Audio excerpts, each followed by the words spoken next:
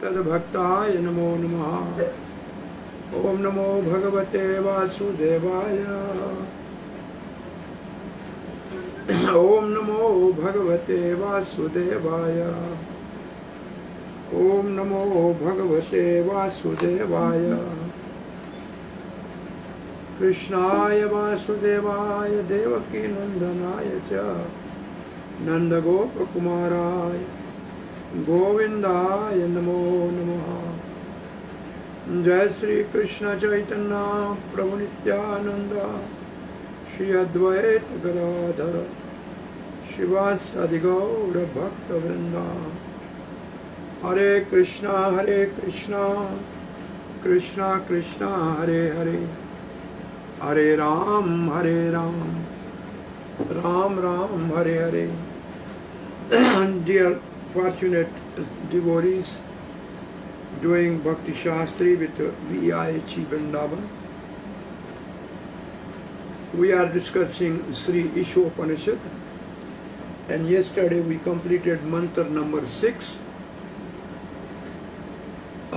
The theme of mantra number 6 and 7 is how to develop spiritual vision towards worldly things, worldly events, and the worldly people. And this vision can aid to see spiritual and material, and ultimately the absolute truth, who is beyond matter or beyond material. So this is the theme of the verse number 6 and 7. And in verse number 6 mostly we discussed 3 types of devotees, the Kanishta, Madhyam and Uttam. And the most important aspect in this 6th mantra was oneness, the true oneness and false oneness. And the most important word in the verse was Anupashyati.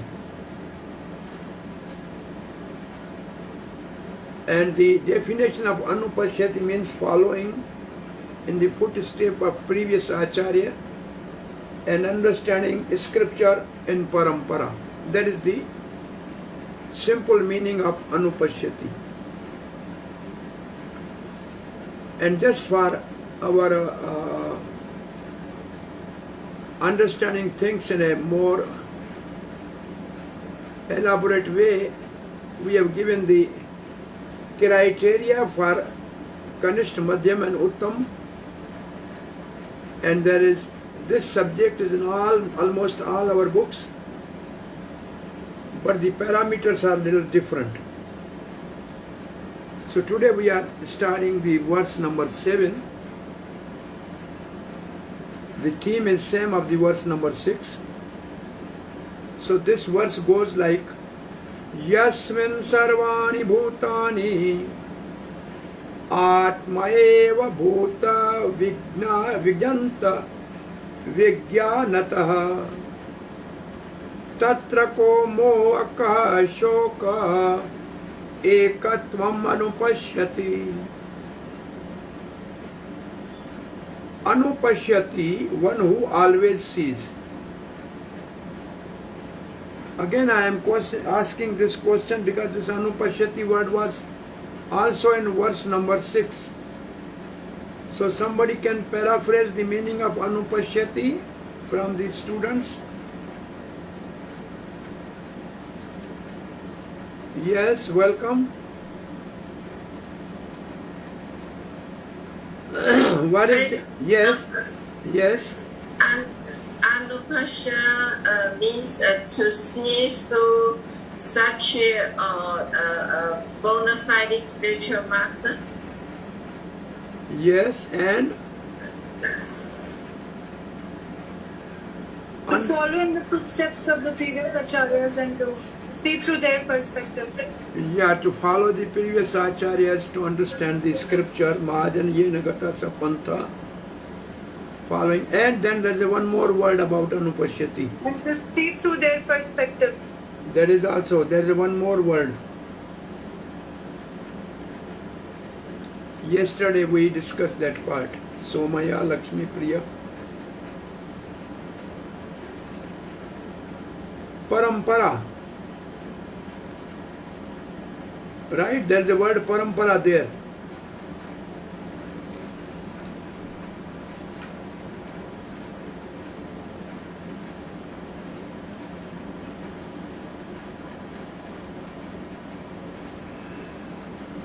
Anupashyati is the exact Sanskrit word used in this connection. Anu means to follow and Pashyati means to observe. Thus the word Anupashyati means that one should not see things as he does with the naked eyes, but should follow the previous Acharya, number one. And then, why one should follow the previous Acharya?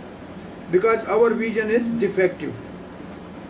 One cannot see properly unless one has heard from a superior source. The highest source is the Vedic wisdom, which is spoken by Lord himself. Vedic truths are coming in disciplic succession. So this is the whole part. Yes, yes. Thank you. This paragraph on page number 40,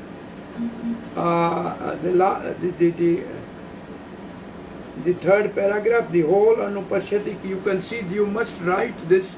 This is one of your exam question. Is it okay? Are you clear about this word now? So I am coming back to mantra 7. One who always sees Anupashyanti in following the footstep of previous Acharya, coming in parampara, understanding the highest Vedic truth given by Lord himself. Something like all these things should be included. Then the Yasmin Sarvani Bhutani, all living entities. As a spiritual spark, Atmaiva Abhuta. Atmaiva Abhuta means, see here word Srila Prabhupada writes, Atma is Chitta Kana, or a spiritual spark. Chitta Kana. Chitta means conscious. Chitta means conscious. Kana means spark. Eva means only, and Abhut means exist as. So as a spiritual, exist as a spiritual spark. In quality with one, in quality one with Lord, Ekatvam.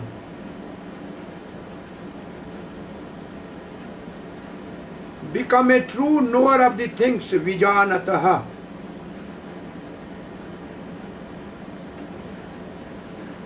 Vijanataha means the one who knows.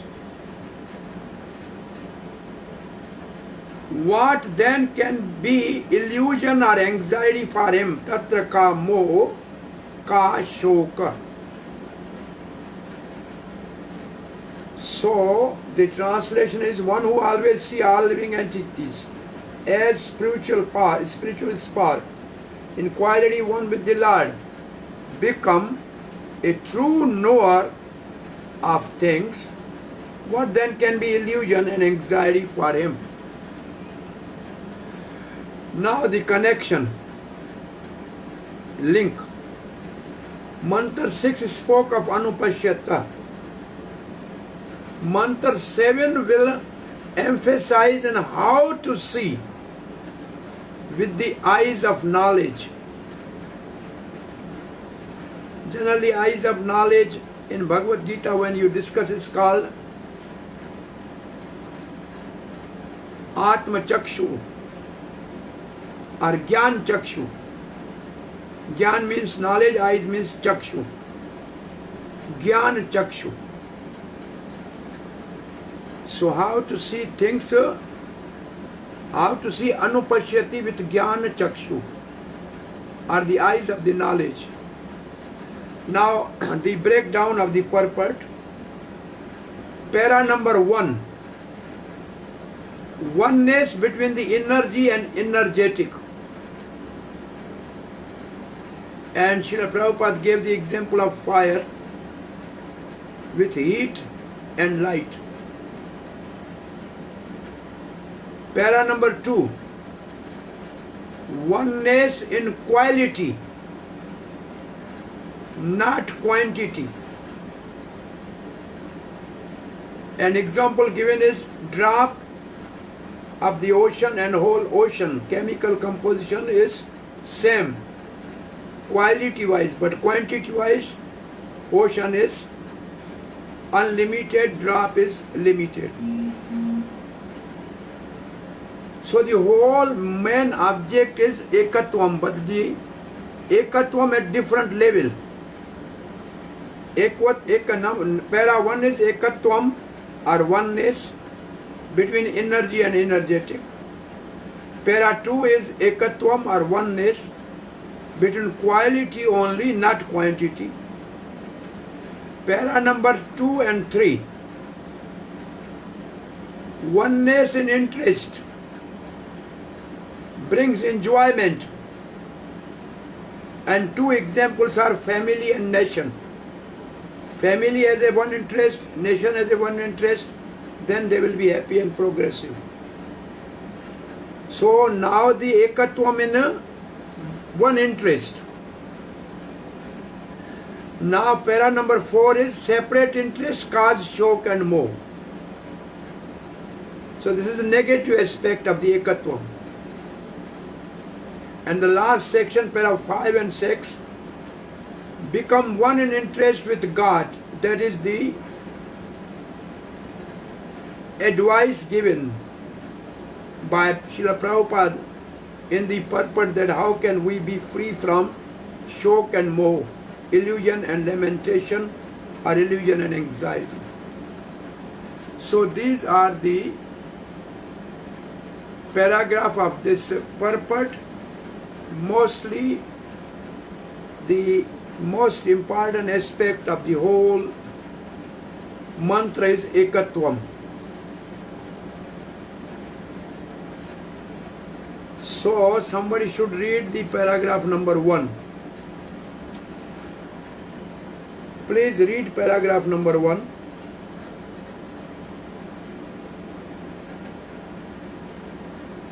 Who is going to read? Can I read, Prabhu? Okay. Okay. Paragraph number 1. Except for the Madhyama Adhikari and Uttama Adhikari discussed above, no one can correctly see the spiritual position of a living being. Okay. Now you explain what is the vision of Madhyam Adhikari and Uttam Adhikari. Madhyam Adhikari is the devotee who accept Krishna. What was it? Yes. Who accept Krishna as the Supreme Lord and Yes. and following the rules and regulation and being a devotee. Okay. Uttama Adhikari is the pure position where they don't judge anybody. They do not judge anyone of their behavior or their qualities. They see everybody in the soul level. Yeah, he sees everybody is a devotee of the Lord, Devotee of the Lord, yes. soul and super soul, everybody. He don't differentiate. But Uttam has 4 characteristics. Anybody can say what are the 4 characteristics of Uttama? He has very strong faith and he has complete knowledge of the scriptures. Complete knowledge, then he will be Uttam. Yeah, okay. Madhyam Adhikari you asked? Yes, he has firm faith, but knowledge is not Knowledge is more not perfect. complete. Okay. Yes. But Then he makes friends with the devotees. yeah, he make friend with the equals. He is compassionate to the innocent Yes. and he is He avoids the envious. He avoids the envious or atheists. Yes. So this is the, it means he knows the different people at a different level.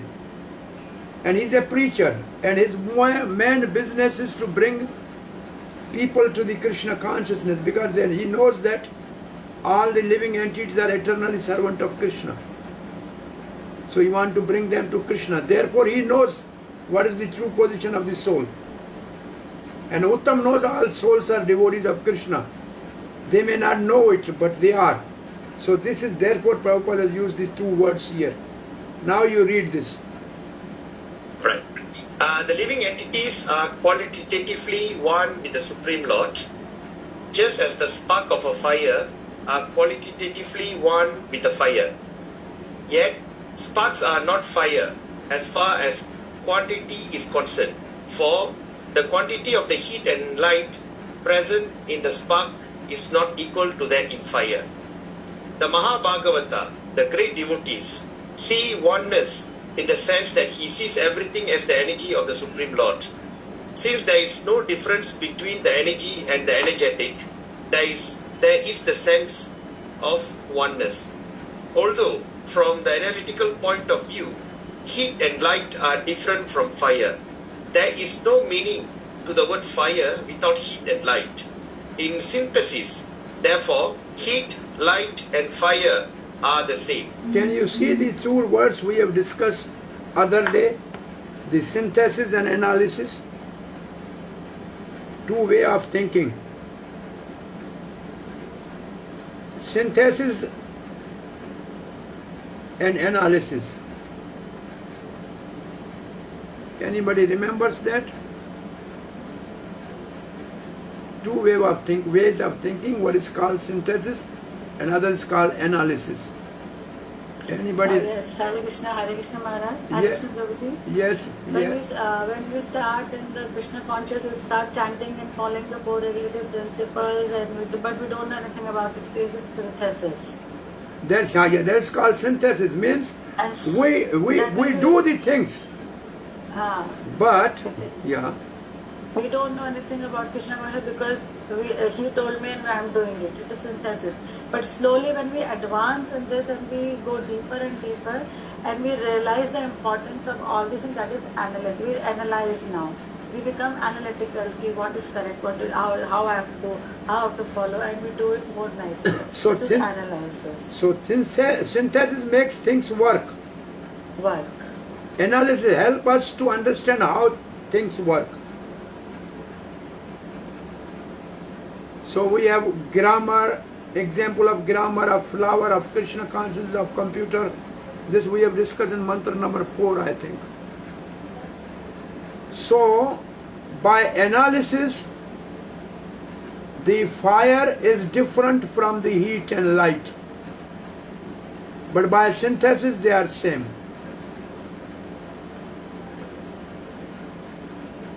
This is the technicality of the words, synthesis, analysis. Two way of looking at things.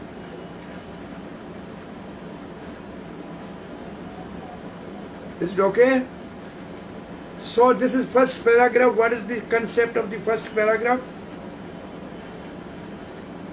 Oneness as the energy and energetic. So living entity is energy of the Lord and Lord is the energetic. So they are simultaneously one and different. So which energy is the living entity of the Lord? Marginal energy. Yes, marginal energy. So this will come.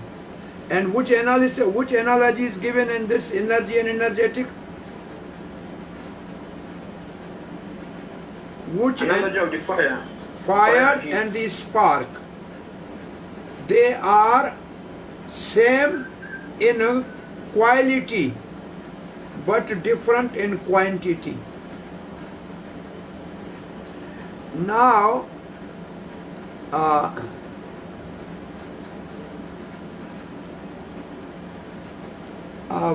before we go to the next verse, understanding the meaning of the term ekatvam. You go in our slide, there is a verse from 6th chapter of Bhagavad Gita, verse number 31. Understanding the meaning of term ekatvam. Sarvabhut sthitam yo mam bhajatya ekatvam astitaha sarvatha vartamanopi sa yogi mai vartate.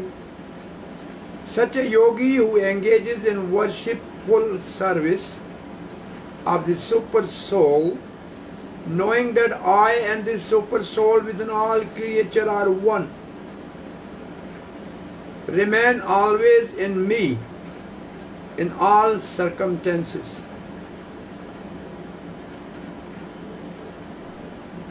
So this is ekatvam. The super soul and I are one.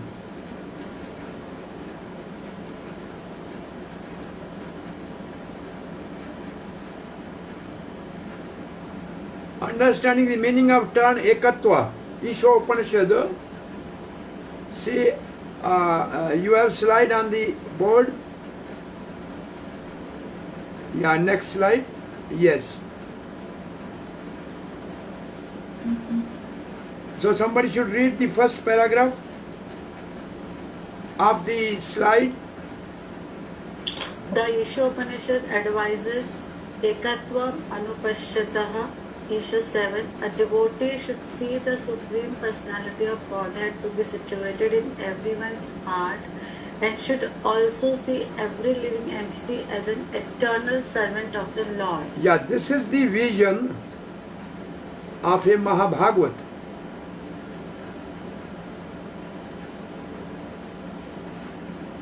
That Supreme Lord is in everybody's heart as a Paramatma and every living entity is the eternal servant. This is the one understanding of Ekatvam. This vision is called Ekatvam or oneness. Why? Because everybody's heart, Paramatma is there. So everybody is equal. And everybody is a servant of God, so there is no difference, no fight between one another. Now further, read the next paragraph. Yes. The vision is called Ekatvam, oneness. Although there is a relationship of master and servant, both master and servant are one because of their spiritual identity. This is also Ekatvam. So what is the meaning of this? Because first line says we are eternal servants, so Lord is automatically master. So the relationship is of master and servant. But why they are same? Because they have same spiritual identity. And what is that? Both are Satchit Anand. We as a soul are Satchit Anand. Sat means ever existing, Chit means full of knowledge, and Anand means blissful. And Lord is also Satchit Anand. So it means we are having a same quality. Spiritual Chit Karm, the soul is a Chit Kana, conscious spark. And Lord is a Chit Ghan. Chit Ghan means fully conscious. Chit Kana, Chit Ghan.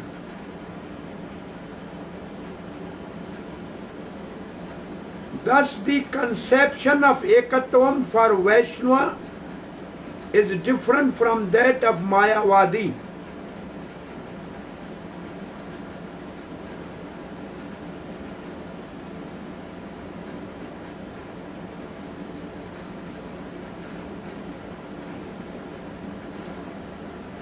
What is Mayavadi's concept of Ekatvam?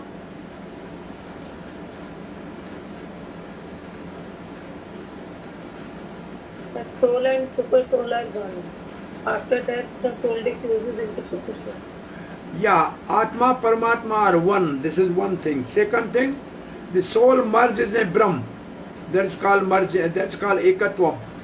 The soul merges in the Brahm, like the drop in the ocean, they merge, or the river in the ocean, they merge. This is the Mayavad.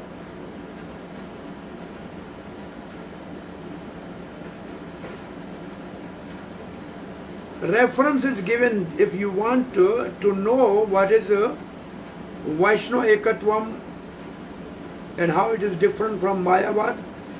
The reference is given 7th canto, 5th chapter, verse number 12. Those who are not thoroughly Krishna conscious distinguish between the material and the spiritual.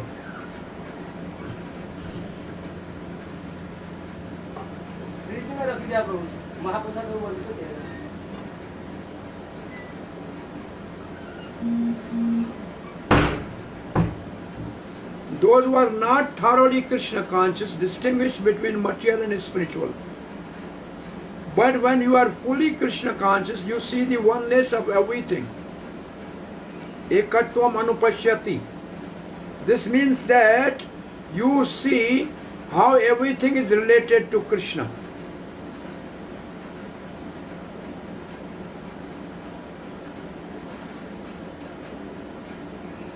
How everything is related to Krishna means whatever you see in this world are the two energies of Krishna. One is material energy, another is marginal energy, the living entities. But both are Krishna's energy, so they are connected with Krishna.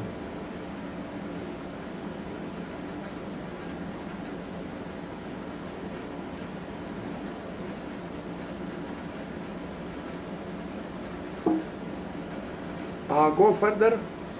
Next slide.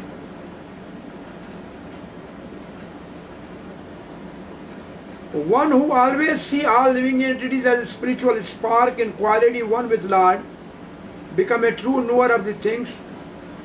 What is their illusion or anxiety for him? This is the translation of the verse. This realization is Krishna consciousness.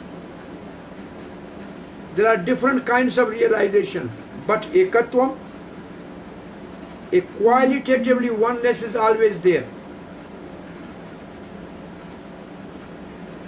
The Brahmavadi and impersonalist, they think that we are 100% one with the Lord or the Supreme Absolute, but that is not a fact. We are qualitatively one, not quantitatively one, 100%. If one is 100% one with the Supreme Lord, then how he has come under the control of Maya? This question they cannot answer. It means Mayavadi, if they say I am Brahm, then how have you come under the influence of Maya? Brahm never come under the influence of Maya. So you must not be equal to Lord in all respect. So that ekatvam anupashyata in this verse, ekatvam, that qualitatively one, not quantitatively. You are one with God qualitatively. You cannot be equal with God quantitatively. That ekatvam is stressed here in this verse. Yes, next.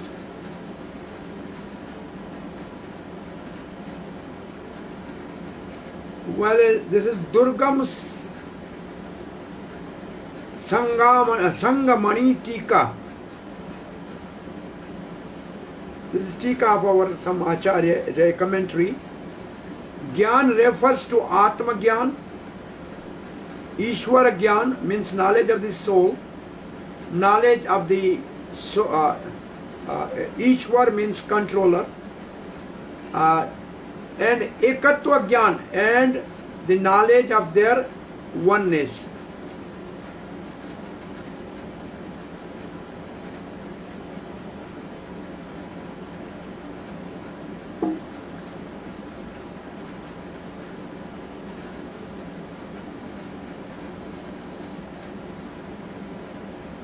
So what we are discussing now, we are understanding the meaning of ekatvam. Now go to the next slide. Why is Gyan pratikul to bhakti? Pratikul means not favorable. Why the knowledge is not favorable for bhakti, for devotion? And there are three aspects of Gyan: adverse effect, constitution. If I don't know that I am and Lord are one, then oneness denies eternality of bhakti. It means bhakti is not eternal. Because I cannot do bhakti when I go to the Golok Vrindavan. This is what Gyan is. They merge in the Brahm, and then there is no bhakti. Application of this knowledge of the Gyan is hardening the heart. They become very callous. They become callous, their heart is hardened, and for devotion we need emotion. And designation, merging. The Gyanis, they want to merge, and the end of the bhakti. So these are the three ways we see Jnana or knowledge is unfavorable for devotion.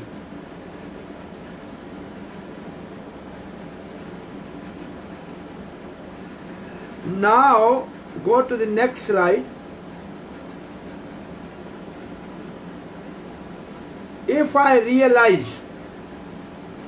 realizing our oneness in quality with God brings detachment. How? I am spirit soul. I am eternal. I am full of knowledge. I am blissful. So what I have to do with this matter? Why should I entangle in this matter? Why should I entangle in the function of the body which is material? Why should I enjoy the lower material sense enjoyment? I am spiritual. So there will be detachment from the enjoying mentality, because I know I am spirit soul. And that oneness in quantity, there is no subordination in quantity. Lord is master, I am servant. This is subordination. In quantity, because he is a Vibhu, I am Anu. He is complete, I am spark. And this brings humility. We become humble because I am so small.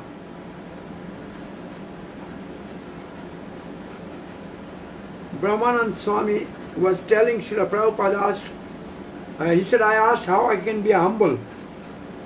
Prabhupada said, what is your value? You are 1/10,000th portion of the tip of the air. What you are proud of?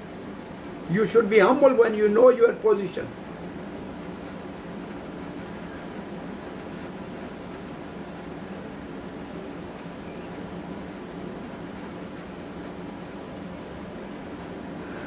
Now go to the next slide.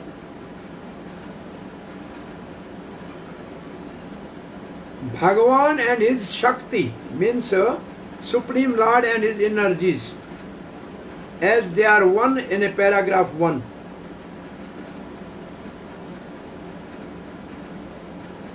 Now the example in paragraph 1 given is fire and light. Everybody knows this, right? By now. Fire is in analogy like God, and light is like a spark of the light soul, right? You understand this analogy now? Fire is like God. Fire represents God in this analogy, and light represents soul, which is as a spark of the fire. Now Srila Jiva Goswami in Sandarbha has given the analogy of the sun. Now normally we know the sun analogy for three things. You remember sun, Brahma, Paramatma and Bhagavan. We refer to sun. Sometimes we refer to the light of the sun is Brahma. Sun globe which reflect in the water as a Paramatma everywhere. Is a sun globe is a Paramatma. And sun god is a Bhagavan, like that. This analogy is commonly we give about the three aspects of the absolute truth. Sunlight, sun globe and sun god. Brahma, Paramatma and Bhagavan. But Srila Jiva Goswami has given analogies of the sun and sunlight to the three energies of the Supreme Lord. So sun god is like Krishna. And the fiery radiance around it, its orbit, is Swarup Shakti, which means internal energy. When we look at a sun, there is a glow around the sun. And in Bhagavatam it said, God is always with his internal potency like sun, like the moon with moonshine. So its rays, now the rays of the sun is Tatis Shakti, which means living entity.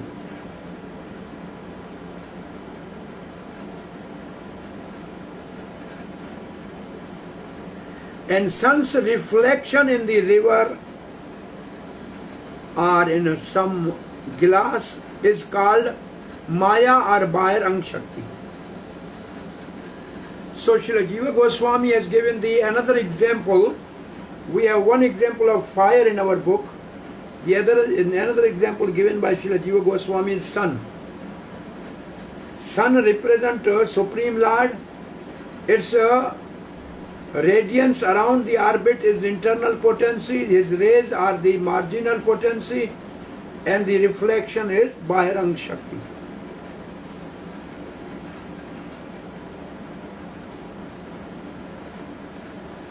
They are one and also not one. Bhagavan and his Shakti, Supreme Lord and his energy. And which philosophy of Chaitanya Mahaprabhu we apply? Next slide says, Achantya Bheda Abheda Tattva.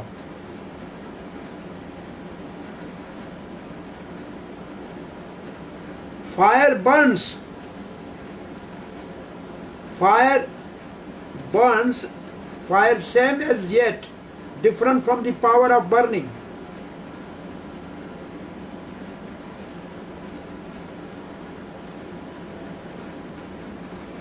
Fire and burning are one and also separate. Achantya Bhed Abhed Tattva.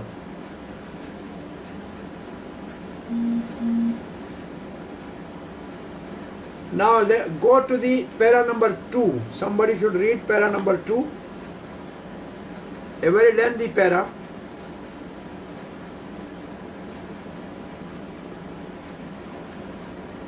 The Sanskrit words found here, ekatvam anupashyatah, means to see the unity of living entities from the viewpoint of the revealed scriptures. Every individual spark of the Supreme Whole has almost 80% of the known qualities of the whole. Anybody knows what is 80% you know? In Chaitanya Charitamrita it is written that this soul has 78% generally. Quality is same like Supreme Lord but in very minute quantity. Same 78% or 80% qualities of the Supreme Lord in demigod, but they are more than us. But then 5% more.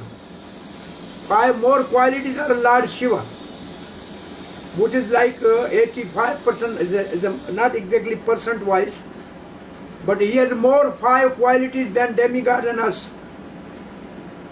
And more than Shiva, Lord Narayan has 5 more qualities. But ultimately 4 points are only in Krishna, nobody else has the 4 qualities. And these 4 qualities are not in Narayan even. And what are these 4 qualities? Madhurya Ras. It's called Madhurya Ras. The 4 qualities, what are the number 1? Veena Madhuri, Venu Madhuri, yes. Leela Madhuri, Leela Madhuri, Roop Madhuri and Prem Madhuri. Prem Madhuri. So this is only in Krishna, even not in Narayan. So what Srila Prabhupada is writing? Quantitatively not. Qualitatively, living has 80% qualities of the Supreme Lord. But now you read, they are in minute quality. They are in minute quantity. Go ahead. These qualities are present in minute quantity as the living entity is but a minute part and parcel of the Supreme Whole. This is like the drop of water and the ocean. The quality of salt present in the drop is never comparable to the quantity of salt present in the complete ocean. But the quality of the salt present in the drop is equal in quality, in chemical composition, with that present in the ocean. So this is an example of the drop and ocean. Okay. If the individual human being were equal to the Supreme Lord, we have go further. If the individual living being were equal both in quality and in quantity, then there would be no question of the living entities being submerged by the influence of material energy. It has already been discussed in the previous mantras that no living being, even the powerful demigods, can surpass the Supreme Being in any respect. Which verse it is? Which verse it is that? Verse number 4. He is going fast, no demigod can approach him, and fire and air and water are under his control, he is par excellence. So what Prabhupada is saying, they are minute, therefore they are not equal. If they would not equal, why they come under the Maya? Okay. This is to refute the Mayavad concept. Okay. Therefore, Ekatvam does not mean that the living being is equal in all respects with the Supreme Lord. It means in a broader sense that there is one interest, just as in a family, the interest of all the members is one. In a nation, although different individual citizens are there, the national interest is one. So these are the 2 examples. These are the 2 examples of Ekatvam, the family and the nation. The interested one, now Prabhupada has come to the first energy, then quality, now interest. So Ekatvam in 3 things. Okay. Therefore, the living entities being parts and parcel of the same Supreme Family, the interest of the Supreme Being and that of the parts and parcels is not different. Every living being is the son of the Supreme Being. As it is said in the Bhagavad Gita, all living creatures, including birds, reptiles, ants, aquatics, trees, and so on, all over the universe, all are emanations from the marginal potency of the Supreme Lord. And therefore, all of them belong to the same family of the Supreme Being. There is no clash of interest in spiritual life. So like a family has no clash, so we have one family with Supreme Lord. We are all children of God. Which is this verse of the Bhagavad Gita quoted, Mama ivansa jiva loke, jiva bhuta sanatana. So marginal, everybody, everything, ants, aquatic, they are the marginal energy, means that is Shakti, living entity. Okay, now we are going to the paragraph number, what is it, 5? Okay, now we are going to the further as one other aspect of the unity or Ekatvam. Unity administers individuality. Unity administers individuality. Though we are individual, but we are united with the one Supreme Lord who is our center. So here in this paragraph there is a description of actually ras dance, because ultimately we are all for enjoyment. So now you read this, somebody else should start reading this next paragraph. The spiritual entities are meant for enjoyment. As stated in the Vedanta Sutra 1112, Anandamayo Vyasad. By nature and constitution, every living being, including the Supreme Lord and his of his parts and parcel, is meant for eternal enjoyment. The living beings who are engaged What word we will use for enjoyment for the living entity in Lord? Here it says Anandamayo Abhyasat in the Vedanta Sutra. What is the common between us and Lord as a spirit soul and the Lord? What is that word which we call enjoyment? Ananda. Ananda. Ananda. Right, Ananda. So Krishna is a Satchit Ananda. yeah, we both are Satchit Ananda. So we are we have a drop of Ananda and Krishna is the ocean of Ananda.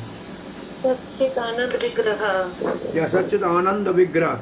A Vigraha means his complete body is Anandamaya. Our only soul is Anandamaya. Yes. So word is blissful. This. Okay. The living beings who are engaged in the material tabernacle are constantly seeking enjoyment, but they are seeking it on the wrong platform. Prabhuji, a tabernacle? Tabernacle means actually on a material platform sense enjoyment. So they have a body and the body is engaging them in enjoying the senses, but it is a wrong platform. Yes. Apart from the material platform is the spiritual platform, where the Supreme Being enjoys himself with his innumerable associates. On that platform there is no trace of material qualities, and therefore that platform is called Nirguna. So tabernacle here means where the three modes of material nature is binding and pulling us down always in miseries which we think is we are enjoying. So there is one platform is material, where the enjoyment includes suffering. There is a verse in a 5th chapter of Bhagavad Gita. Ye sansa prasija bhoga dukha yonya evate. Whatever you enjoy by sense through sense object, in the process of enjoyment you get misery. So where the misery take origin from the enjoyment. Is in my language I call buy one get free, one free. You enjoy senses, you get misery free. It is included in that. And jokingly I say, which you may not take it otherwise, if you will have a marriage ring, then you will have a suffering with it included. If a marriage ring, engagement ring has a suffering included in this. So suffering will come with it. You cannot avoid this. But if you have a marriage with Krishna, there is no suffering. It's a package. Now Nirguna means beyond three modes of material nature, okay? On the Nirguna platform, there is never a clash over the object of enjoyment.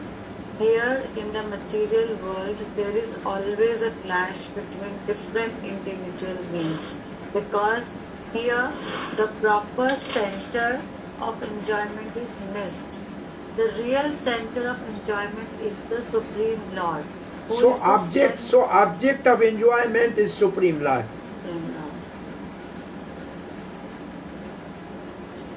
Yes. Who is the center of the sublime and spiritual rasa dance. We are all meant to join him and enjoy life with one transcendental interest and without any clash. That is the highest platform of spiritual interest. And as soon as one realizes this perfect form of oneness, there can be no question of illusion or lamentation. So now, this is Prabhupada is speaking of we all can enjoy with Krishna. Krishna is the center of enjoyment. And this is Ras dance. And the concept is unity administered individuality. Though we are individual, But what our object is Krishna one. So we are united in individuality. Prabhupada used to give another example. If you have, another children has this in a geometry box, what is called, with that we make a circle. Compass, right? So if the point of compass you keep at one place, you make 100 circles, they can only embrace one another. No circle will cut another circle because the center is one. So if our center is Krishna, then somebody may be Prime Minister, somebody may be servant, somebody may be boy, somebody may be girl. But our center is Krishna, there is no problem. We will embrace one another and we all enjoy together with Krishna. Now you change the point of the compass from the one point to the other, then all circle will cut one another. It may look a design, but there is no circle complete. So if you change center, then there will be disturbance and clashes and cutting. But if your center is one, there is always blissful life. So, and in that condition, this type of oneness, Prabhupada says, when we realize this type of ekatvam, in enjoying with Krishna, then we will not have shok and moh, lamentation and anxiety. Now Srila Prabhupada is speaking something which is a negative aspect, where the people have anxiety and lamentation. Who are they? So this is the next paragraph. Yes? Somebody should read the next paragraph. The complex civilization. Yes. A godless civilization rises from illusion, and the result of such civilization is lamentation. A godless civilization such as that sponsored by the modern politician is always full of anxiety because it may be crushed at any moment. That is the law of nature. As stated in the Bhagavad Gita 7:14, no one that those who surrender at the lotus feet of the Supreme Lord can surpass the strength laws of nature. Thus, if we wish to get rid of all sort of illusion and anxiety and create unity out of a diverse interest, we must bring God into our activities. Okay, what is written in this paragraph is, godless civilization means no center of enjoyment. Godless civilization means no God in the center. And it is due to illusion that we want to be center. This is illusion. And what is the result? Lamentation.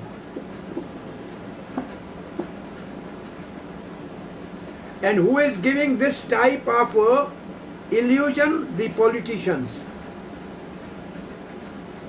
And therefore all the citizens are in anxiety. Why?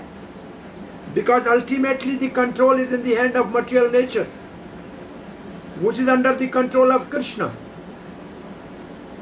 And this verse which is quoted here is, anybody can remember or understand?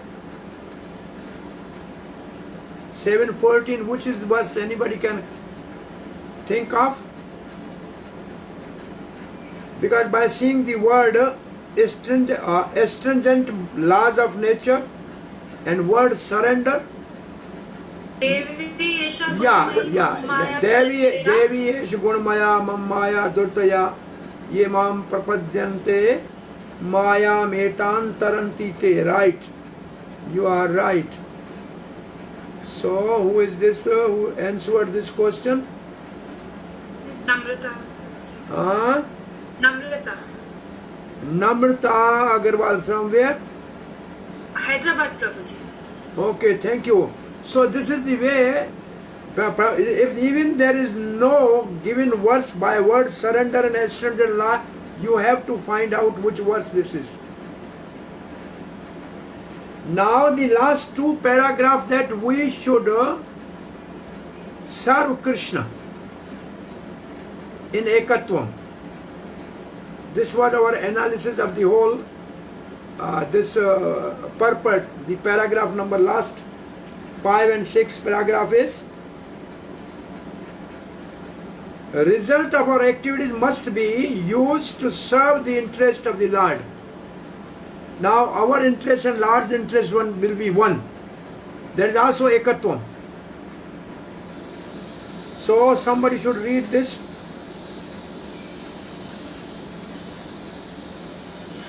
The result of our activities must be used to serve the interests of the Lord and not for any other purpose. Because only by serving the interests of the Lord can we feel the Atma Bhuta, interest mentioned here in the Isopanisad. This and the Brahma Bhuta, interest mentioned in the Bhagavad Gita, are one and the same thing. Okay, now let us understand this concept. What is a Brahma? Say Atma Bhuta and Brahma Bhuta are same. So what is Brahma Bhuta or Atma Bhuta?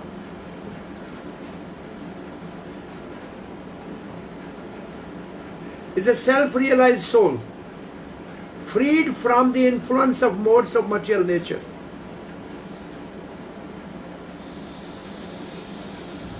The verse in 14th chapter of Bhagavad Gita says, Avibicharena bhakti yogena sagunan samataitetana brahmabhutaya kalpate. By unalloyed devotional service, one can be free from three modes of material nature and come to the stage of Brahmabhuta. And then this verse of 18th chapter, Brahmabhuta prasannatmana sochati na kankshati samsarveshu bhuteshu madbhaktim labate param. So this is the stage of self-realization, not God realization, self-realization. To be free from the influence of the three modes of material nature. This is a stage of liberation from the material entanglement. So that is the stage where our interest and the interest of the Supreme Lord will be one. Which shloka was that? 14th chapter? You just I think it's the last verse. 1426. Last but one I think. 14th chapter last but one. Avivcharena bhakti yogena sagunan samatitetan brahmabhuyaya kalpate brahmano hi pratishta aham. This is the last verse. So last but one. So this is a liberated stage of a living entity. Liberation from three modes of material nature is called Atma Bhuta or Brahma Bhuta. And what is the opposite word for this? Jiva Bhuta. Jiva Bhuta. Jiva Bhuta means conditioned soul. Atma Bhuta means liberated soul. Jiva Bhuta means conditioned soul. Brahma Bhuta means liberated soul. So Brahma Bhuta and Atma Bhuta are same. Okay, go further.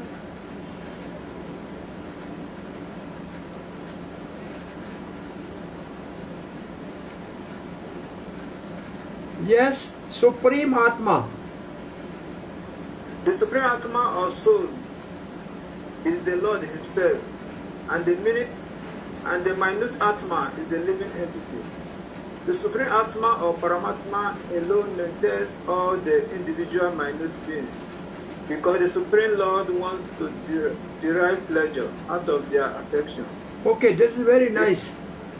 Achala Das from where? Nigeria. Okay, Nigeria. Okay. Maharaj is there? Dhir Damodar Maharaj is there? Yes, Prabhu. You meet him? Yes. You tell him Sarvabhauma was remembering you offering obeisance, my very dear friend. Okay, Prabhu. Yeah, okay. So what we understand here is the Supreme Atma means super soul, which is in our heart. And this super soul, who is Lord himself, or Paramatma alone, maintain all living minute, means he maintain as Bharta Bhokta. Maintain means Bharta.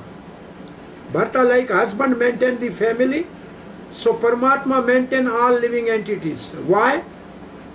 Why husband maintain the family?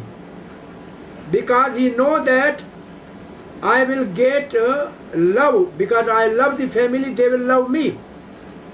So it is said here, the Supreme Lord wants to drive player out of their affection. When we love Krishna, he will feel affection for us. And then Prabhupada gives the analogy. Yes, read now, Achal, further. The father extends himself by his children and maintains them in order to derive pleasure. If the children of the father are obedient to his will, father affairs will run smoothly and with one interest and a pleasing atmosphere. Exactly the same thing is transcendentally arranged in the Brahma, or absolute family of the Param Brahma, the Supreme Spirit. So, Krishna is father, we are his children.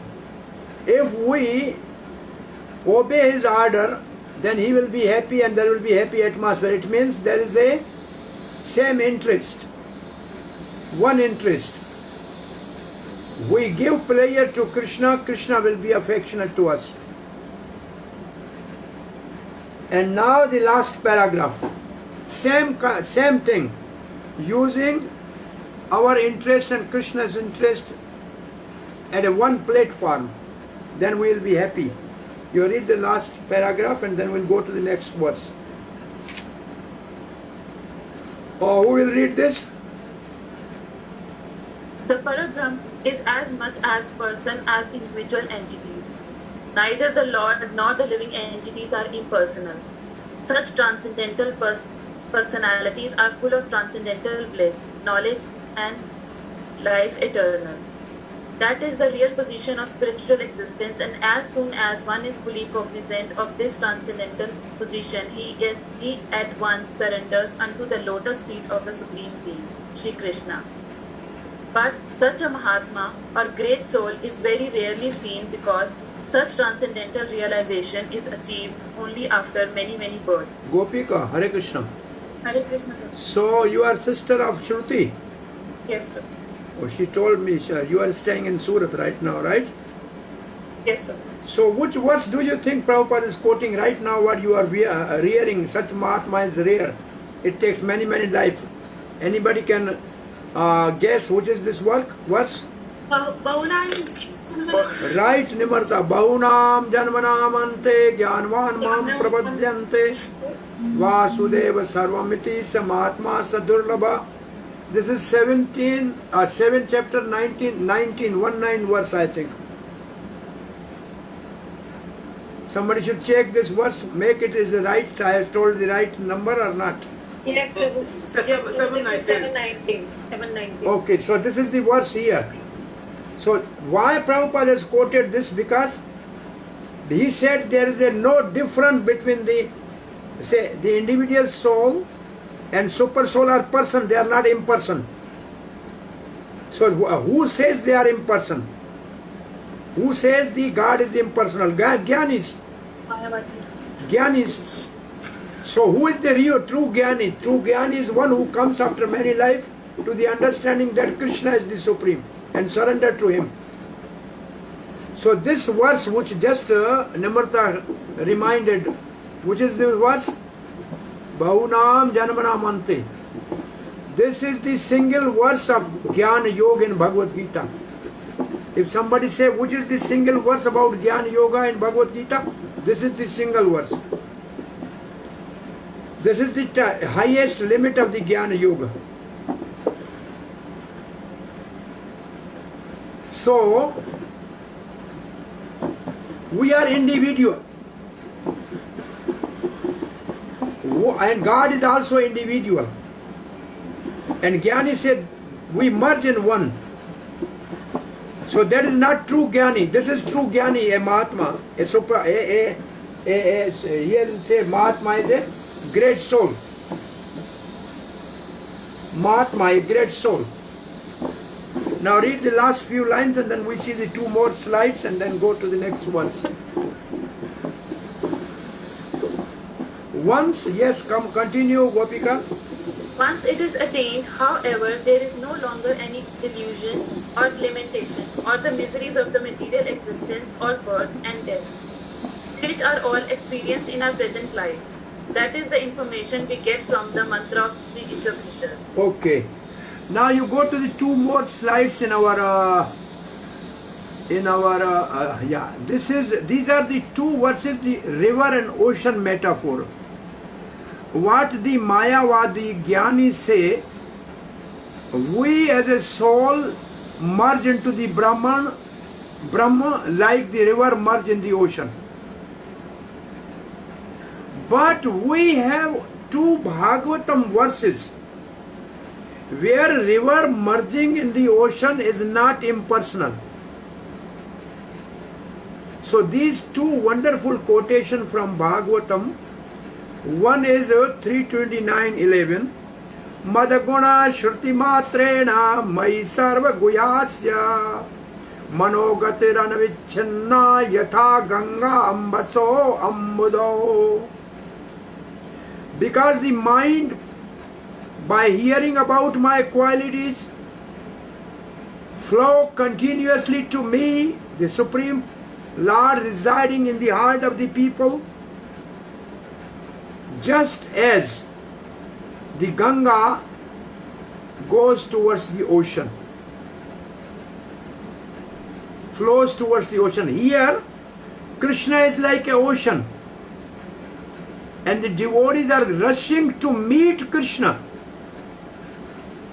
is uniting with Krishna and love at heart, is not going to merge in an ocean. So this is another verse is like this, in which the devotee think I am. This is the Kunti Maharani's prayer 1842. Tvai me ananya vishya mate madhupate askra ratim udvatada adha gangevo gam udvahanti. Let my mind with attention fixed on no other object repeatedly carry its affection to you, chief of the Madhu dynasty, just as Ganga carries a full stream of water to the ocean.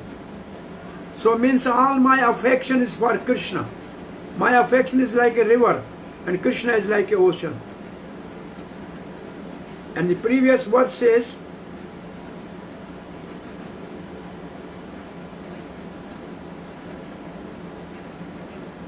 I am sitting in their heart and they hear about me and they are absorbed in me, like their mind is like a river coming to me as an ocean. So this analogy is this metaphor is defeating the concept of the Mayavad. So here our 7th verse over, we are going to start the last verse today of this section. The God can be seen by spiritual vision. So verse number 8. Anybody has question or comment till this time? Hare Krishna, Prabhuji. Prabhuji, can you please explain Atma Bhuta, Brahma Bhuta and Jiva Bhuta once again?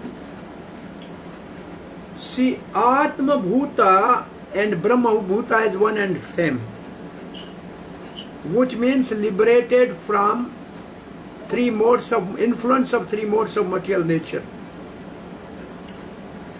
And somebody asks how they liberate? The answer is by unalloyed devotional service only. Liberation of the conditioned soul from the 3 modes of material nature is only possible through unalloyed devotional service. Then the conditioned soul becomes liberated and is called Atma Bhuta or Brahma Bhuta. And Jiva Bhuta is conditioned soul. And this is the verse you can see in 15:5. Mamaivansa jiva loke jiva bhuta. Can you see there jiva bhuta? You know this verse? So jiva bhuta, there is manasishtani indriyani prakritistani karshati. They are struggling with the material nature by their mind and five senses, means they are conditioned souls. So jiva bhuta is condition.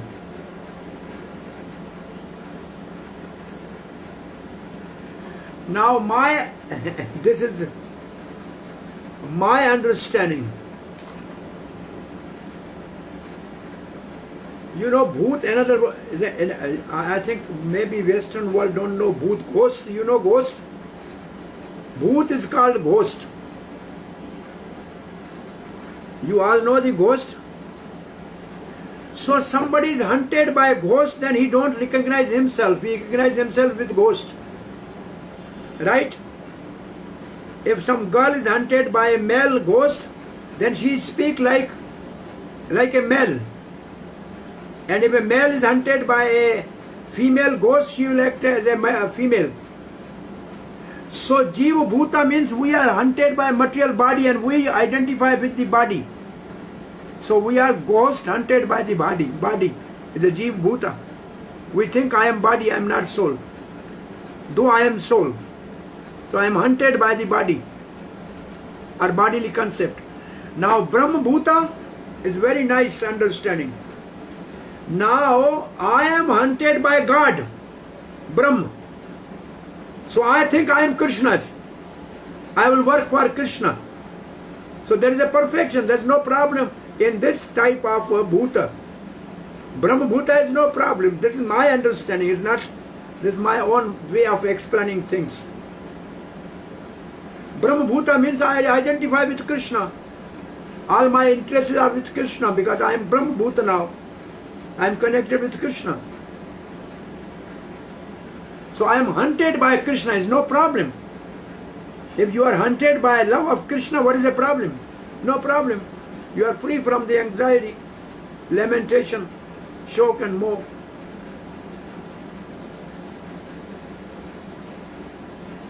By the way, shock is for the past and moh is for the present. Shock means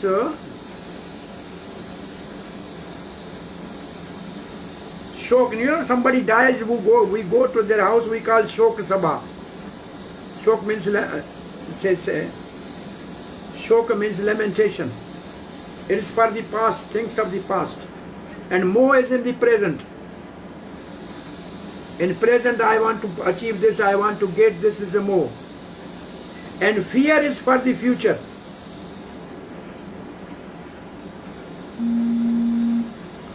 So Bhagavad, if you hear Bhagavad, then Krishna Bhakti will arise and all three will disappear. Shok, moh, bhaya will disappear.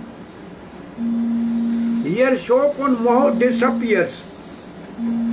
But when we hear Bhagavatam, shok, moh and bhaya, all three disappear. Means we are free from past, present and future.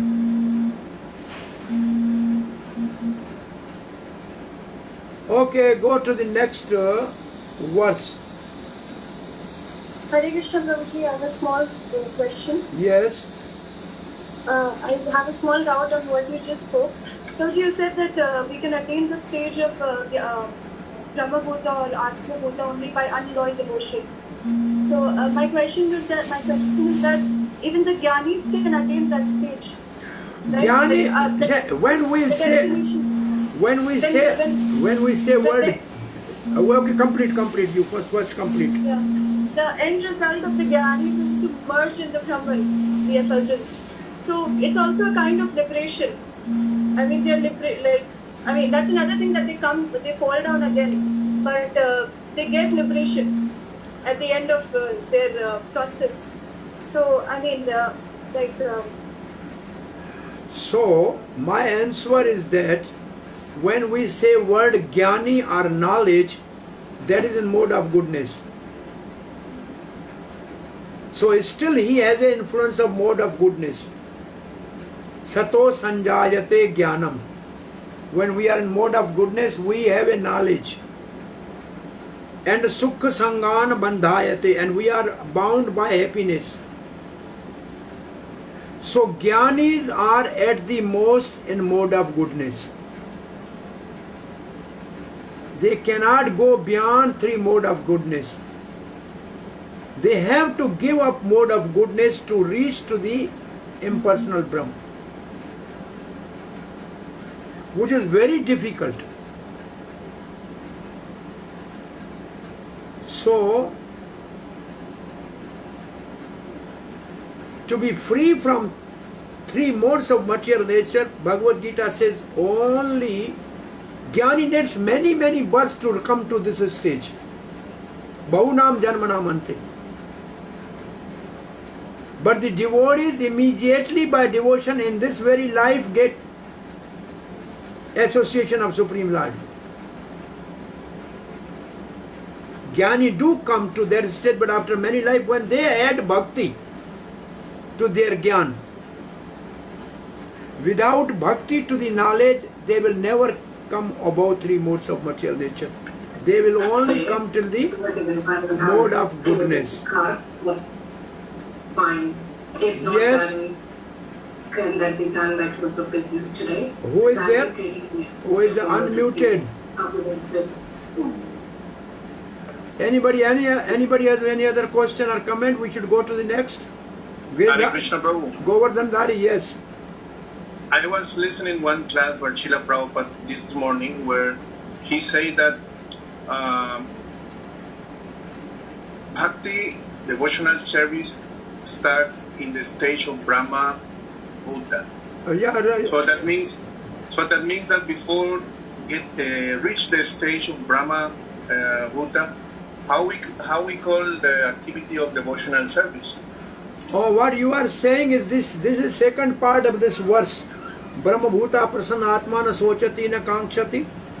That is all right. The second part is Mad Bhaktim Labhate Param. So the Param word is most important. They get the Para Bhakti. Para Bhakti means transcendental devotional service, which is means the supremely pure devotional service. What we are doing right now, the devotional service, which is not completely purified, then we will start purified devotional service. So there's a difference of the devotional. Right now this is also devotional service.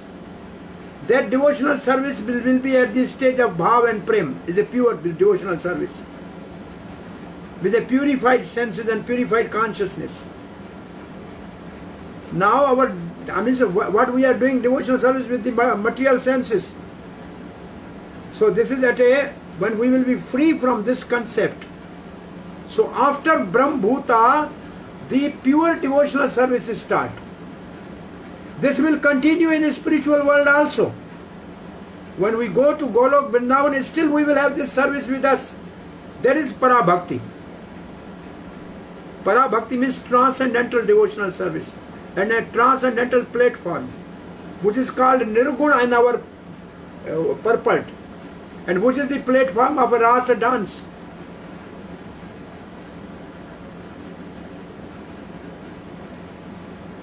Is it okay?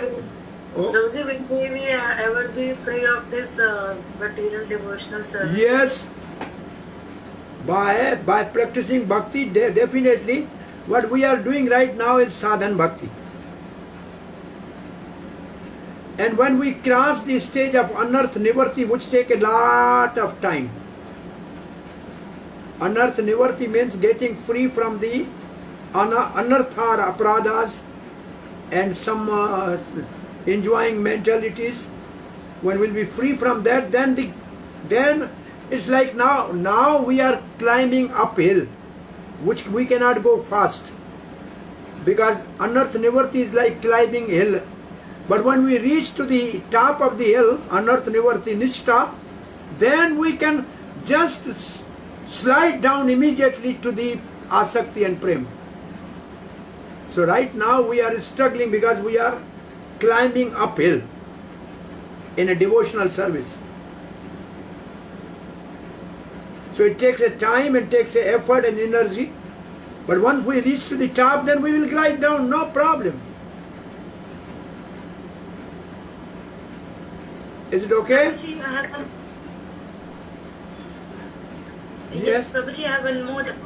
Prabhuji, I heard from a Prabhuji that even if we perfect our devotional service, we will have to wait till the Mahapralay, and then only we can be transported to the Goloka Dham. I mean, we cannot immediately go after this birth. So we might have to wait for many millions of time for the... Not at all. What is said is like that. Krishna is having his pastime going on in some planet right now. He is appeared in some planet. He is herding cows in some other planet. He is having a ras dance in some other planet. If I am a friend with Krishna, I have cultivated my friendship with Krishna in this life, and I have perfected my life. When I give up this body, I will go to that material planet where Krishna has appeared now and herding cows. And I will join the cowherd boys, and I will perfect more in my service to Krishna. And when Krishna goes from there back to the Golok, they will take me back to the Golok in the next life.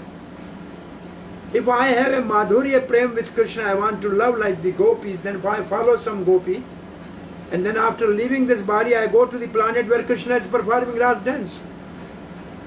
And I will follow that gopi and assist that gopi and perfect my life. And when that lifetime is, that Leela is over there, when Krishna goes back, he will take back. But it's not that we have to wait for the Mahapralaya, no.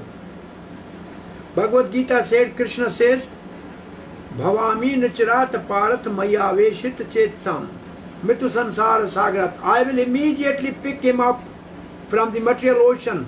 I will come on the back of Garuda and take him back to my abode in this very life. Prabhupada said if you chant for 16 rounds seriously and follow 4 regular principles in this life, you will go back to Godhead. Back to Godhead means go to the Nitya Leela and then perfect yourself and then go back to Godhead. No problem. Hare Krishna. Yes? Thank you so much, Prabhuji, for giving hope. Actually, that had created a disappointment. No prayer, nothing. Hare Krishna, Prabhu, is there any possibility that one perfect herself in this life and then he can directly go back to Vrindavan? Yes. In the spirit, in Goloka Vrindavan? Well, this Vrindavan is not different than Golok. You come from China into this Vrindavan, then go from here to the... This is Vrindavan is not different than the original Vrindavan. I am living here right now. Hare Krishna. Yes, Prabhupada said, yes, one has to be 100% pure to go to the Golok Vrindavan in one life. Then the devotees were looking to Prabhupada, not very enthusiastic. They are very morose. We cannot be 100% pure. Prabhupada said, all right, 90%. But still devotees were not really enthused. Prabhupada said, okay, come to 80% purity. Still the devotee was not having much hope. Then Prabhupada says, okay, if you be pure by 70%, then I have a key to the back door and I will take you in. So I will take you in from back door. So Prabhupada said, if you become 70% pure, 75%, then I will help you to come back to the Krishna. Look, I will have a back door key. Prabhupada said like that. Is it okay? Yeah, thank you very much. So now we are starting the verse number 8, which we will finish tomorrow. This section, verse number 8. Sa priyaga shukram akayam avaranam Asnaviram Shuddham Apapaviddham Kavi Manasi Paribhova Swayambho Yathatyattato Aratham Vyadhata Shashvatibhya Samabhya. Sa means such a person must factually know pragya. Pragya means know with intelligence. The greatest of all, Paribhu, the personality of Godhead, Shukram, all powerful, omnipotent, who is unembodied, Akayam, who is omniscient, Kavi, beyond reproach, Avaranam, without veins, Asnavram, pure, Shuddham, and uncontaminated, Apap Viddham, the self-sufficient, Swayambhu, Kavi Manasi, philosopher, who has been fulfilling everyone's desire, Yathathayo Aratham Yadacha Yathacha Vedadhacha, since time immemorial, Shashvata Bhyasama Bhi. So this is the translation I read. Somebody can read the translation?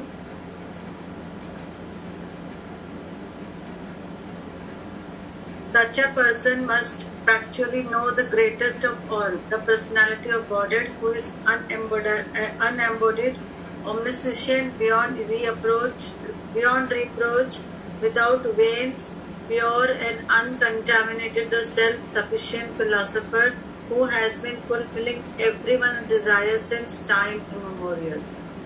So the link between the verse number 6, 7 and this verse, what is in verse number 6 and 7?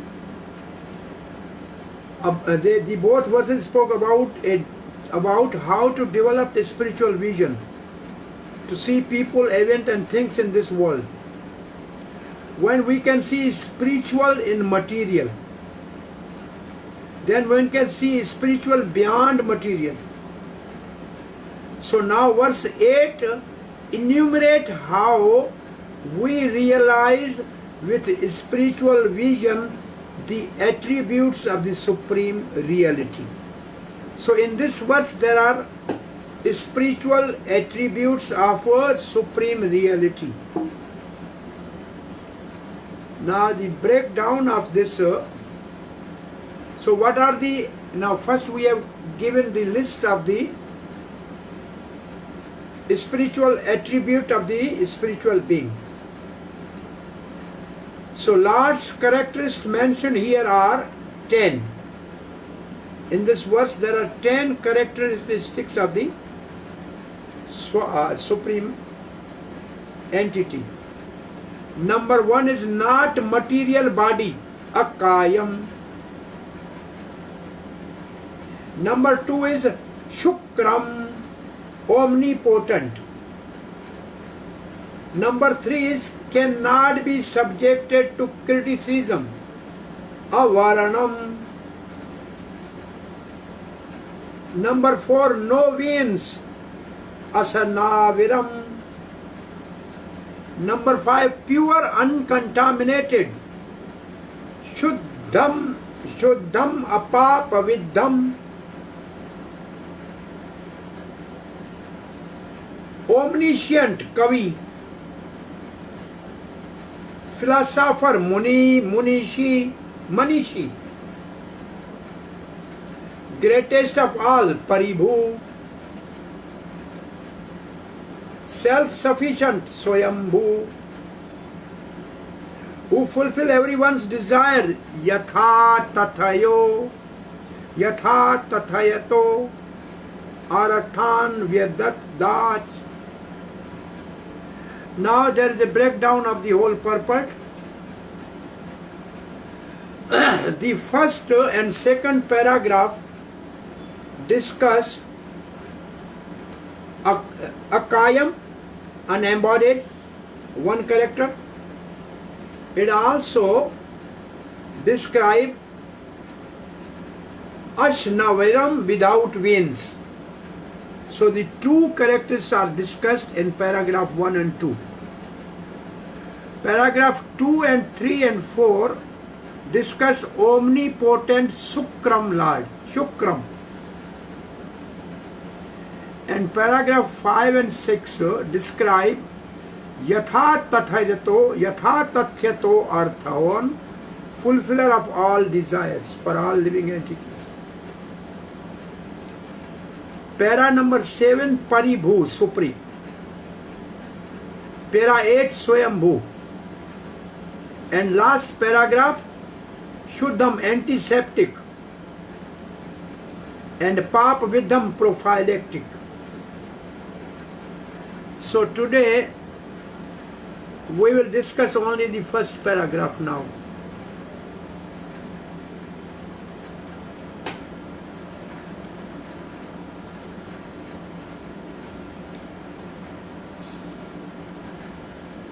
So, first we see the slide of the first paragraph, first and second paragraph, then we read our book.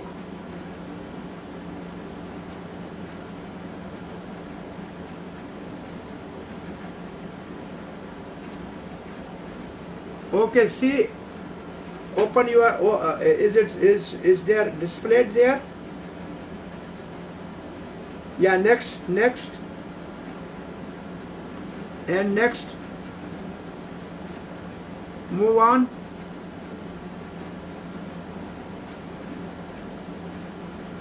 Hare Krishna, move on.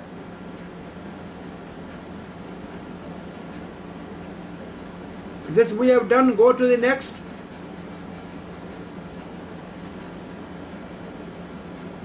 Move on.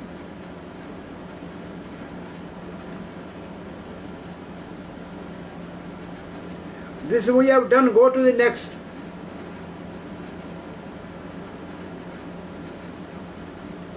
Yes, go to the next. We have done this. Yeah, so my laptop is hanging. It's just going a bit slow. Okay, no problem. It's coming now.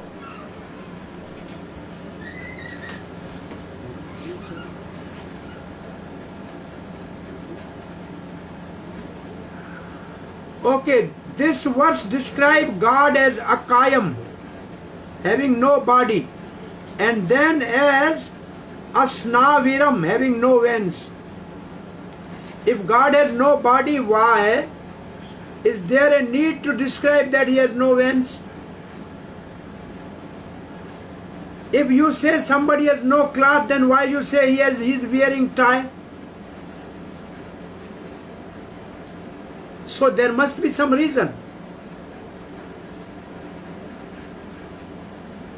Shri Isopanisad wants us to rise to the highest understanding that God has a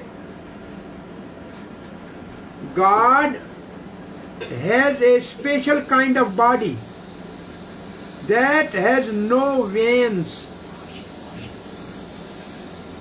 So the speciality of God's body is conveyed by describing him as Akayam, because the word Kaya means body, has several connotation. Connotation means different meanings that do not apply to God. Normally, a body is that which is separate from the real person's soul. The body is a product of past karma of the soul. Body tends to degrade the soul by stimulating bodily desires. It has to be given up in due course of time. So this is what the body we know. Now go to the Next slide. Go to the next slide.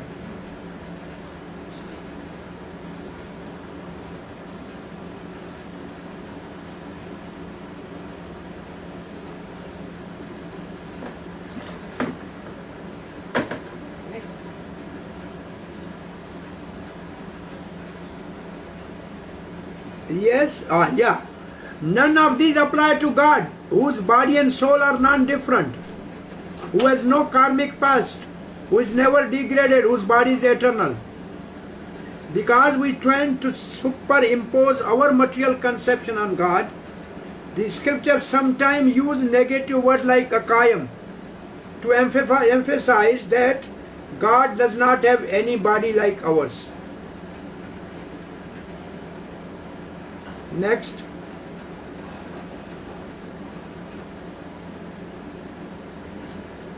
The difference between our material form and God's spiritual form. Material forms are temporary, so attraction to them lead only to eventual frustration.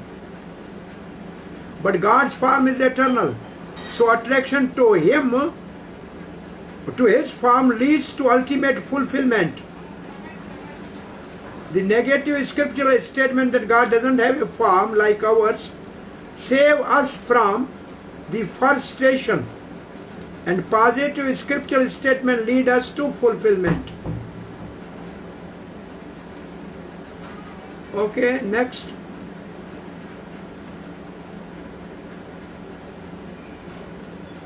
Well, this is Chaitanya Mahaprabhu. Discussion between Gopinath Acharya and Sarvabhauma Bhattacharya. शिष्य कहे ईश्वर तत्व साधे अनुमाने, आचार्य कहे अनुमाने नहीं ईश्वर जाने. Logical hypothesis number 1. The Mayavadi philosopher in particular makes certain hypotheses about the absolute truth. They reason that in the material world we experience that everything is created. If we trace the history of anything, we find a creator. Therefore, there must be a creator of this huge cosmic manifestation. By such reasoning, they come to the conclusion that higher power has created this cosmic manifestation. The Mayavadi do not accept that great power to be a person. Their brain cannot accommodate the fact that the huge cosmic manifestation can be created by a person. They doubt this because as soon as they think of person, they think of person within the material world with limited potency. Next.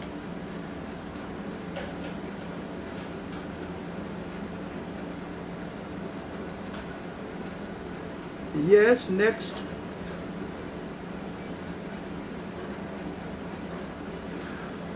Next is hypothesis 2.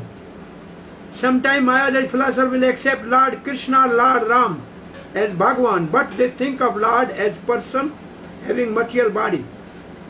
This is a logical hypothesis 2. The Mayavadis do not understand that Supreme Personality of Godhead Krishna has a spiritual body. They think of Krishna as great personality, a human being, within whom there is supreme impersonal power Brahm.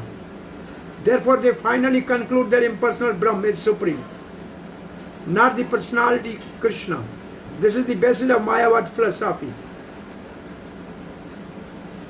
But, therefore, it is not conclusion. Now we'll go to the paragraph number 2.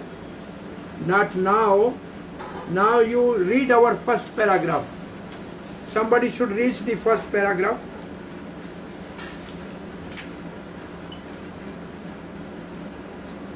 Here is a description of the transcendental and eternal form of the absolute personality of Godhead. The Supreme Lord is not formless. He has his own transcendental form, which is not at all similar to the forms of the mundane world. The forms of living entities in this world are embodied in material nature, and they work like any material machine. material machine. Somebody can remember the word machine in Bhagavad Gita? Yantra. Yantra Rudani. Rantra Yudana. Yantra means machine. Ishwar Sarvabhutanam Hirdeshwar Jantishtati Brahmayam Sarvabhutani Yantra Rudani Mayaya.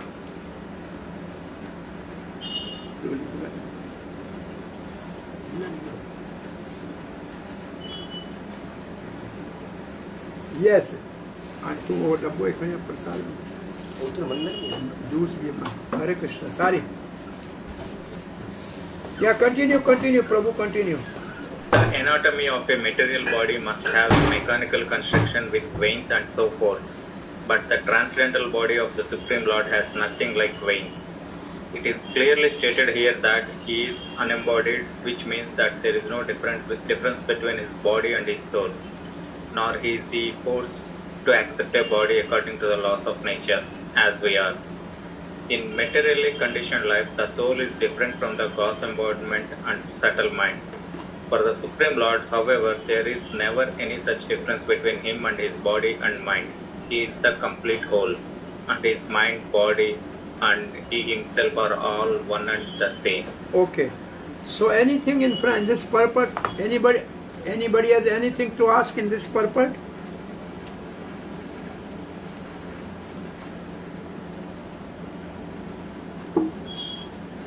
Is it clear? Purport is very clear. Is it anybody has any question? So Prabhuji, when Lord Krishna came to Vrindavan for his Leela, so he came with his transcendental body? Yes, he was Satchidanand. When he was 5-6 days old, he killed the Putana with the lips. Because he is a god from the day one. He is not that he can become a god, he is God. His same Sri Krishna came from Golok Dham in his own form. Yes.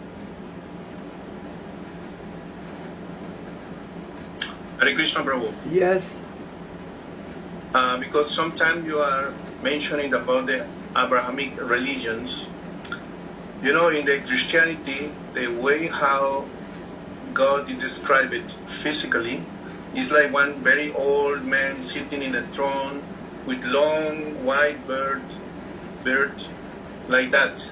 So there is no description of the body like the body of Krishna. Well, they think that the God cannot come in matter because matter is impure. They think God is in their own abode. They have never seen God, so how can they imagine about God? When God comes in this world, then we can see God and make some concept of God.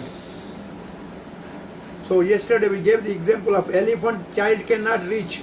But the elephant sit down, then child can touch. So when God descend in this material world, then we can understand. Another question, Prabhu, is regarding the body of Krishna without veins. So, and what about the Rakhi festival, Rakaband, this festival where it is said that the Draupadi is tying some cloth to the body of Krishna because the blood is coming out. Prabhupada writes that when Bhisham Pitama was shooting arrows to the Krishna's cover, the armor, and he said the blood is there, and then Prabhupada said, well, there will be no blood in Krishna in one sense, but it's just to bewilder the Mayavadis and the impersonalists. There is some show of the blood, but there is no real wound to the Krishna. But the concept is he is omnipotent. He can show everything and he can hide everything. He can do everything. So Krishna is transcendental. His body is not having our veins like ourselves, or blood like ourselves, or he need a blood transfusion. No. He is transcendental. Even he has a veins that is not like ours. He has a mind not like ours. It's all made of There's a one example I say, and then we finish today. Once a sadhu was going in a street, and he heard from a home a child was saying, "Mother, I want to eat tractor." The another child said, "I want to eat the car." The other child said, "Well, I want to eat elephant." The saint was surprised. He knocked the door. He said, "I want to see your children who are eating the tractor and the car and the elephant. Who are they?" Mataji was laughing. He said, "Today is a Diwali. We have a festival. We made the sweet in the form of tractor. We made a sweet in the form of a car. We have made sweet in the form of a toffee like a elephant. And the children are needing this toffee. So it may look like a tractor, but it is all sugar. It is all candy. So Krishna look like us, but it is all sweet Satchidanand. He has nothing like tractor, nothing like outside. Inside, outside are same. I think this is okay for today. Tomorrow we will start from the paragraph 2. Thank you very much. Hare Krishna. Hare Krishna. Thank you so very much. Hare Krishna, thank you. Hare Krishna. We are little slow, but I'm sorry. We are little slow. Is okay? Okay. Thank you very much. Slow is better, Prabhu. Yeah, Definitely. Thank you. Hari Bol. Hare Krishna, Prabhu. Thank you. Hare Krishna. thank you. Hare Krishna.